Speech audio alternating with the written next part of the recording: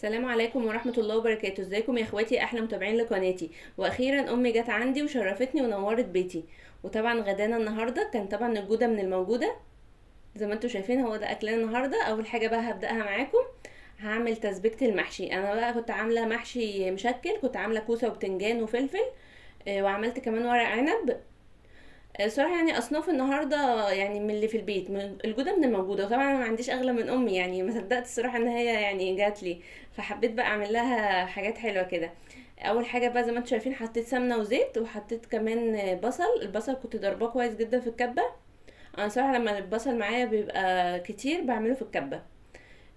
فنزلت البصلة على الزيت والسمنة. ما بحبش البصلة تاخد لون كتير، يعني هو بس يا دوب بتصفر كده، وبنزل عليها بقى بباقي المكونات. وهنا كان معايا معلقة هريسة شطة. معلقة هريسة الشطة بتخلي المحشي مشطشط كده وجميل. وقلبت كده كويس. انا صراحة ما رضيتش اكتر قوي في هريسة الشطة عشان بنوتي برضو، يعني هو برضو يا دوب معلقة كده تطعم البصل وتطعم المحشي عشان يبقى طعمه كده مشطشط وحلو. وزي ما انتم شايفين بقى حطيت الهريسة وقلبت كويس. وكنت ضاربه الطماطم في الخلاط. طماطم حطيت عليها بصله، يعني لما ضربت عصير الطماطم في الخلاط حطيت مع الطماطم بصله. الصراحه فرقت قوي في الخلطه وخلتها طعمها حلو قوي. يعني بجد انا حسيت ان خلت طعمها حلو. وبعد ما حطيت بقى الصلصه وكده قلبت كويس، هحط بقى عليها البهارات. قبل ما حطيت البهارات حطيت معلقتين كده صلصه عشان تخلي الصلصه حمرا معايا وتبقى حلوه. وبعد كده بقى حطيت البهارات حطيت معلقه سكر، وحطيت معلقه ملح. طبعا السكر بنحطه عشان يعادل حموضه الطماطم. وحطيت معلقه فلفل اسود. طبعا مزوده الكميات عشان معايا كميه كبيره. وحطيت كمان 7 بهارات. وحطيت من ال11 بهار، كيس 11 بهار. بجد شويه البهارات اللي انا حطيتهم دول خلت المحشي طعمه حلو قوي. وقلبت كويس. قلبت كل كده المكونات مع بعضها كويس جدا. وبعد كده بقى هغطيها وهسيبه بقى يتسبك. هنا كنت حطيت شويه 11 بهار تاني، عشان الصراحه انا بحس 11 بهار بيبقى طعمه حلو قوي، بيطعم الحاجه ويخليها جميله. وغطيت بقى الصلصه وسبتها تتسبك. وهنا كانت الصلصه اتسبكت. تعرفي ازاي ان الصلصه اتسبكت معاكي؟ لما تلاقي الزيت طلع كده على وش الحله. بصوا زي ما انتم شايفين الزيت طفى كده على وشها.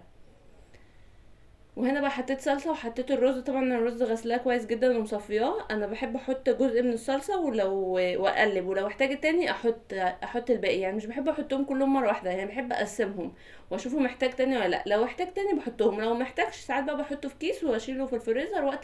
وقت ما ابقى عاوزه صلصه بطلعها وبستخدمها على طول. وبعد كده هنا بقى كان معايا خضرة المحشي، بقدونس وشبت وكزبرة. برضو غسلاهم كويس ومقطعاهم وقلبت كله مع بعضه. بجد كانت خلطة تحفة. اللي مش بيسبك للمحشي جربوا كده سبكوله، بيبقى حلو قوي. وحطيت شوية زيت عشان يخلي الرز معايا مفلفل. بجد والله اللي بيعمله ني في ني يجرب المتسبك، بيبقى طعمه حلو قوي وبيخلي المحشي تحفة جدا. وهنا بقى كان الزيت خلى الرز مفلفل كده وجميل. وهنا بقى ايه، نبدأ في مرحلة الحشو. زي ما انتوا شايفين بقى كنت بحشي كل كمية اللي معايا. طبعا ما ننساش بقى نصلي على النبي كتير ونستغفر كتير ونتحوكل كتير. وطبعا بقى زي ما رسولنا حبيبنا قال لنا ايه، صلى الله على محمد صلى الله عليه وسلم، في حديث من احاديثه عن الام وحسن المعامله ووصيته بها. عن ابي هريره رضي الله عنه قال: جاء رجل الى رسول الله صلى الله عليه وسلم فقال: يا رسول الله، من احق الناس بحسن صحابتي؟ قال امك. قال ثم من؟ قال امك. قال ثم من؟ قال امك. قال ثم من؟ قال ابوك. رحمة الله عليك يا أبي في الفردوس الأعلى. حبيت أقول لكم الحديث الجميل ده. يعني لازم كده كلنا نبقوا بارين بأمنا. يعني طبعا زي ما احنا عارفين الجنة تحت أقدام الأمهات. وربنا يا رب يبارك لنا جميعا في أمهاتنا ويخليهم لينا يا رب، ويبارك لنا فيهم وفي عمرهم. ويرحم يا رب أمواتنا جميعا ويرحم أبهاتنا. زي ما انتوا شايفين بقى أنا كنت عملت كل كمية الكوسة والبتنجان والفلفل. هنا بقى كنت بعمل ورق عنب. بصوا بقى ما تعيبوش عليا في الورق عنب، انا الصراحه يعني مبتدئه شويه في ورق العنب. يعني زي ما انتم شايفين قولوا لي بقى بلفه حلو ولا لا. هو انا صراحه يعني بعرف الف الكرنب، بيبقى مية مية، والكوسه وبتنجان طبعا مفيش اسهل منهم. هو ورق العنب يعني بيبقى ها بسيط، بس يعني على قد ما بقدر بحاول بلفه حلو اهو. هنا بقى كنت جبت معاكم كام ورقه كده ولفتهم، وهكمل بقى الباقي مع نفسي. وزي ما انتم شايفين كانت الكوسه والبتنجان والفلفل كنت حشيتهم، وهنا الورق العنب هسقيهم بقى بالشوربه. هنا زي ما انتم شايفين الكوسه والبتنجان ما بتاخدش شوربه كتير، يعني يا دوب بتبقى ربع الحله كده من تحت، عشان الكوسه والبتنجان والفلفل بينزلوا الميه بتاعتهم، فمش بنزود فيها الشوربه.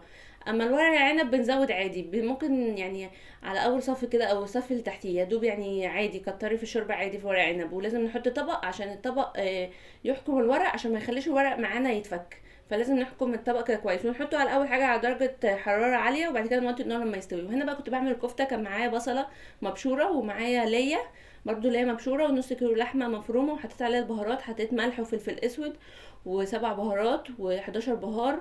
وحطيت صراحه 11 بهار بيبقى فيه كل التوابل، بتبقى كمون وكزبره وبصل باودر وتوم باودر وبابريكا، وكله بيبقى فيها كل حاجه. وحطيت كمان معلقتين دقيق، وحطيت معلقتين نشا، وحطيت كمان معلقه صغيره بيكنج باودر. وعجنتها كويس جدا، لازم اعجنها كويس جدا عشان كله بقى يختلط مع بعضه. بجد حلوه قوي الكفته دي، جربوها وهتعجبكم، بتبقى طعمها حلو جدا. زي ما انتم شايفين بقى، هي هسيبها في التلاجة تتسمغ، عشان تتسمغ كده عشان اعرف اصبحها. كانت هنا بقى ماما حبيبتي ربنا يديها الصحه يا رب والعافيه، كانت هي اللي بتصبح الكفته.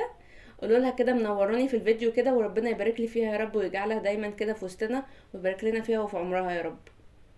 هنا بقى صراحه صبعت لي الكفته، وبصوا كانت عامله صباع جميل جدا. يعني برضو والله العظيم الواحد مهما يعمل ما بيجيش زي الام. يا رب يديها الصحة يا رب والعافية. وهي صراحة وهي بتصبع بقى كفتة، كنت انا بسقي بقى المحشي وحطيته على النار.